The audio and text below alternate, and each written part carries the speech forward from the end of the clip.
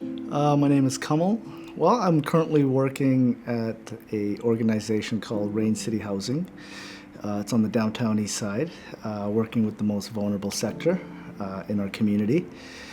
I love it. It's extremely filled with purpose for me. My spare time, I just started a clothing line with my daughter. My struggle started at a very young age. It started probably in elementary school, dealing with a lot of, at the time I grew up in Richmond, and in the area of Richmond I grew up in was Steveston. Growing up in that area, there was a lot of racism. Being new to the country, trying to fit in, and then wanting to fit in and make friends and be a part of, I started to do things that the older crowd were doing, which was usually drinking and doing things that would get us into a lot of trouble. But I never thought I had a problem, right? Because I was still able to maintain work, income, eventually getting married, having kids, a house, mortgage. It was all the external stuff that I had that made me think that I was okay. Things got extremely bad. I started to hurt the people around me that I loved the most. At the time I was married, so it was my partner, my family, my kids, my parents, my siblings. Eventually it trickled into my work, missing work, not showing up, not being accountable, right? Hanging out on the downtown east side or in the Surrey Strip area. And I felt comfortable though, because it made me have no judgment when I was there. I wasn't being judged by anybody. So I hid it, and I hid it for a long time, until the point where I couldn't hide it anymore.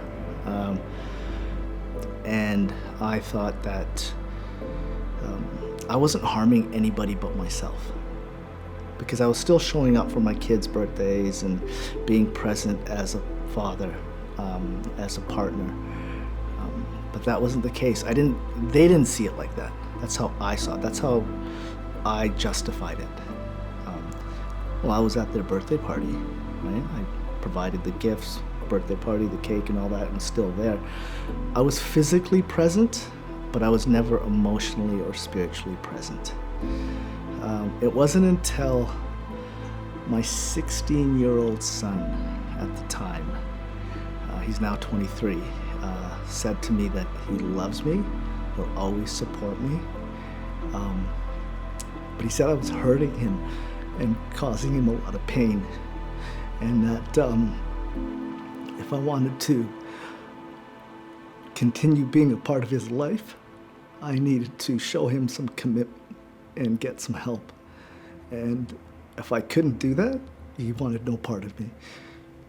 So I eventually, and that part of what he said to me, I had already been divorced now for a few years. Gone from a 5-bedroom home, good job, a business, traveling with the kids and the family, to a 1-bedroom basement suite with an air mattress. It was built up, and then everything was gone. October 31st, or early November, like a couple of days after Halloween. And I didn't live far from them. I was maybe about 4 blocks away from where they lived, in this basement suite where they lived in the home. And I knew they were at school, and I knew my ex-wife was at work. I was on my way to work, but then I had this brilliant idea that I was gonna go by their house and see if I can get in and find some money, right? Because I had none. Even though I was working, I still had no money. And to the point where I couldn't put gas in my car, put food on my table, even pay for the bus to get to work. I was gonna actually walk to work. And so I knew they weren't home.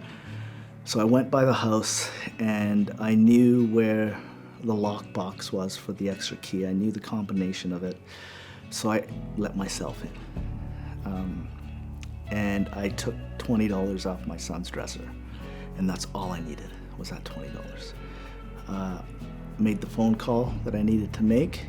And then I called in sick. He phoned me, and my son hadn't phoned me in months. And I knew exactly why he was phoning. And I didn't answer the first couple of times, and eventually I did. And when I did, he asked me if I had come by the house, and I said no. He goes, "Are you sure?" And I said, "Absolutely." He goes, "You didn't come by the house and take $20 off my dresser?" I said, "No." He goes, "Why are you lying?" I said, "I'm not." He goes, "I have you on camera." And I was like, "I don't know what you're talking about." He goes, "Why are you lying?" I said, "I'm not." I said, "I don't know what you're talking about." I was in such a state of where I didn't care. I didn't care who I hurt. I didn't care what I did. He then, as he was proceeding to hang up, he goes, "I never want to talk to you again." Eventually I figured, okay, you know what?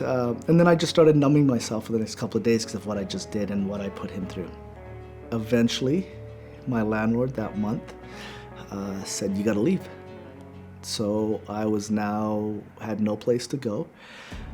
Packed all my things. My older brother rented a truck for me, and we dropped all my furniture off at my parents' place, and I wasn't welcomed in my parents' home, wasn't welcomed in my brother's home, or my younger brothers. The only person that took me in at this time was my sister on the agreement that I would go to treatment.